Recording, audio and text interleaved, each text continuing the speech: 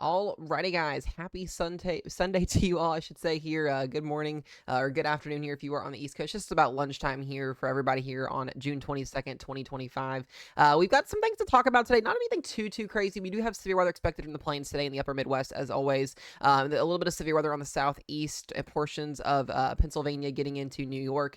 But other than that, it's going to be a pretty quiet day today. Ridging will continue across most of the United States on the west and on the east side. We'll continue to see that ridging. Our severe weather chances will go down, especially as we go towards the middle of next week here. Another thing, guys, on the right side of your screen here, we have our second area to watch for potential tropical system development here. The good news is this is well to the east of Bermuda here. This is going to be a fish storm. Not expecting much out of this at all. If this does develop, it would be a tropical depression. First name on the list for this year would be the A name storm, Andrea there. So we'll be watching that, or Andrea, I should say. We'll be watching that in case that develops. We also have our potential sixth name storm of the year on its way here down in the Pacific Ocean. The Pacific Ocean is very active so far this year. We're still a little bit on a slow start to the Atlantic hurricane season. It'll probably start to pick up as we get closer into the month of July and into August as peak season gets here into September. So we'll be keeping you guys updated, but as of right now, not expecting anything too significant in terms of the tropics. What we're going to be talking about today is the severe weather again from Minnesota back down into Texas. So that's really going to be where it's at the next 2 to 3 days here before things kind of shift and we start to see ridging and zonal flow return to the United States. Another thing I want to mention, guys, we have winter weather. In Idaho and Montana this morning. We have winter storm warnings as this low pressure system is deepening here, allowing for snow to fall near Idaho Falls, back up here along Interstate 1584. So yes, it is June, almost July, and we still have snow going on, and that's sometimes what happens when you get these very big storm systems that come in. They can pull a little bit of cold air, sometimes create their own cold air, and they can allow to do that. We do also have a severe thunderstorm watch. We had severe weather get going a little bit early this morning up near Fargo. Some rumbles of thunder out there, some isolated wind and hail. There will be an isolated tornado threat to elevated tornado threat that will exist later on this afternoon. We'll kind of talk about that here in just a second. Speaking of that, we'll go ahead and go to the Storm Prediction Center here, talk about what we're looking at here for today's outlook. We do have a level 1 and level 2 slight risk along the northeast coast here.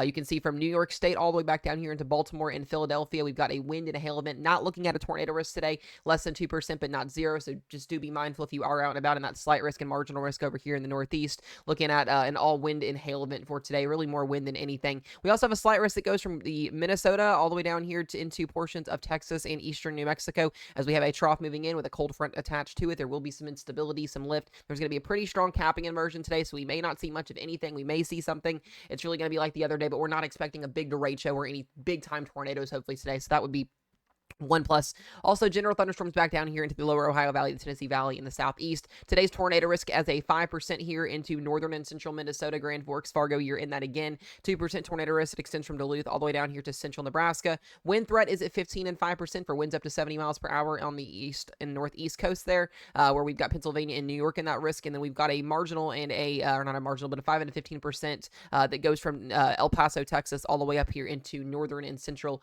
Minnesota here, where we've actually got a hatched wind threat here where we could see in the Grand Forks area, Fargo area, or east of that, near Duluth there, we could see wind exceed 75 miles per hour later on this afternoon. Like I said, not looking at a big time event like yesterday or the day before that, but we could see some wind gusts over 75 to maybe 80 miles per hour today. Also, look at that hail threat today, 5% threat for seeing hail up to 1 to 2 inches in diameter back over here into the Pennsylvania, New York area. And then we've got a marginal and a slight risk with a hatched hail threat here for winds, or not for wind, but for hail exceeding 2.5 inches in diameter there in central and northern portions of Minnesota, with a 15% and a 5% outside of that for hail up to 1 to 2 inches in diameter. So overall today, guys, be weather aware. Not anything significant, still severe weather, so be mindful. Know where to go when you get alerts on your phones, all of that stuff, etc. Most of you guys know that we are in that time of the year still where we see severe weather, so something to be mindful of there. We do get to tomorrow for Monday, and things do shift. The good thing about tomorrow is we're not looking at a big widespread tornado risk. We do have a 2% tornado risk tomorrow that extends from basically central Kansas all the way up into Iowa, into Minnesota,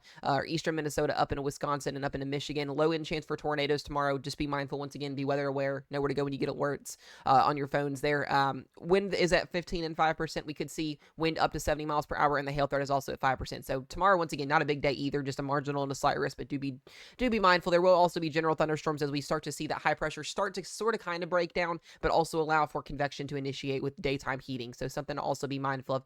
We get to the day 3 outlook, and we do have another slight risk on Tuesday here as we go into another storm system coming in. We're going to have another little shortwave trough that's going to eject off the West Pacific here, and it's going to allow for a little bit more of an uptick in severe weather up in the Rockies here, typically where we see severe weather at this time of the year, with a marginal risk that extends all the way up into the Northeast here, where we kind of have zonal flow happening with a little bit of wind shear. So wind and hail will be the primary threats going into Tuesday. Set up there with some wind and some hail, and then maybe a brief tornado into like eastern Wyoming, western Kansas, western Nebraska, there, northern portions of Colorado. So like I said, we're not expecting any big time severe weather outbreaks. We're not expecting any significant tornado outbreaks or anything like that at all. But there will be severe weather still day to day as we see instability, as we see those dew points in place, as we see the ridging in place as well. So we're not going to get out of that pattern. But like I said, it'll be better than seeing gosh darn tornado outbreaks and significant outbreaks every single day, almost like we've been seeing. Going through the day 4 through 8 outlook, we don't have anything as well, but the Storm Prediction Center has mentioned there will be a chance for severe weather throughout the week as we go through into the July 4th holiday going into next week potentially. So something to just be mindful of there. Here's just a rough idea of what we could see today with our showers and storms. You're going to see that complex of storms that's going to be moving through this morning. Then right around lunchtime to about 4 p.m., there's going to be an area where we could see a higher tornado risk up here near the Montana line here, where we could actually see, or not Montana line, but the North Dakota, Minnesota line, where we could see up into Canada, even potentially a tornado outbreak in Canada today, where we'll have a higher chance of seeing discrete supercells. For some reason, I just cannot talk to you today, guys, so bear with me here. Looking at those supercells firing off between 4 and 6 p.m. here. If anything can get going up in northern Minnesota, there will be the chance for maybe a brief, isolated, strong tornado. But other than that, that's going to be up in northern far extreme Minnesota. Most of the afternoon and evening should be chill until about after sunset here, as the temps drop where our dew points are at. We'll see some supercells initiate.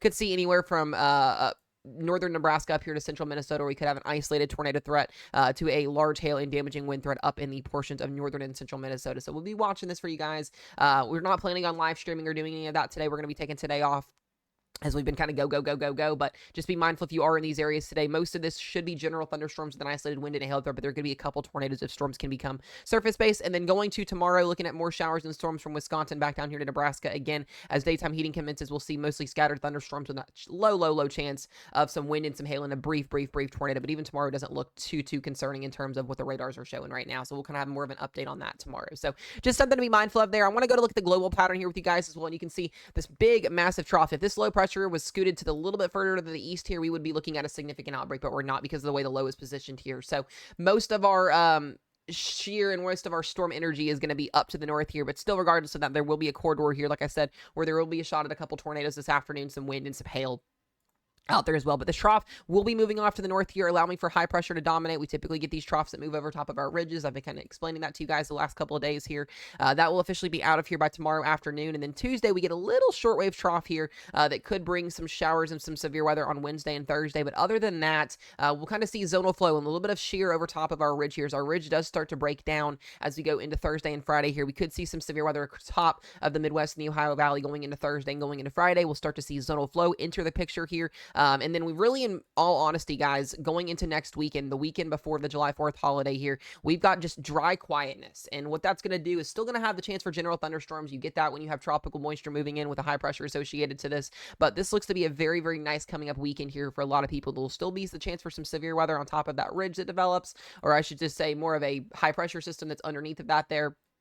But going into the 4th of July holiday, it does look to be that severe weather could return, maybe up here to the Midwest, the upper plains here potentially again, and then kind of things get a little bit more uncertain as we go towards the actual 4th of July holiday. But it does look to be, we see ridging in the west, and then potentially some zonal flow or some meridional flow getting back into the picture as we go after the July 4th holiday. So something we'll watch. I don't see any big-time storm systems. I don't see any big-time significant severe weather outbreaks in the future right now. I don't see any tropical systems or any hurricanes making landfall as of right now, which is good news. But if things do change, I'll let you guys know. We'll continue to pop out video updates every single day here. One more thing I will run over here is just going to be the idea of where we could see, the total precip. It kind of gives you guys an idea of where general thunderstorms could happen, not just in general severe weather. And most of the picture is going to be in the southeast here. We could see a good 1 to 3 inches of rainfall in the next week and a half to 2 weeks here. Most of the heavier rainfall is going to be up in the Midwest, where we see those trailing systems that move through. But there will be some general thunderstorms in the picture as we go through the next 10 to 14 days here in the southeast, the lower Ohio Valley, as expected, with you have a ridge or a high pressure system set up here. So I don't plan on having any big time weather live streams, guys. We'll probably do some gaming streams, some interactive streams over the next couple of days here, kind of take a break, get our mindset back together here, talk as a group, just, enjoy the summer here. So everybody be safe, be weather aware as always if you are in risk zones for today and going forward in the next couple of days, and we'll see you guys back in here for another update tomorrow. Be safe, everyone.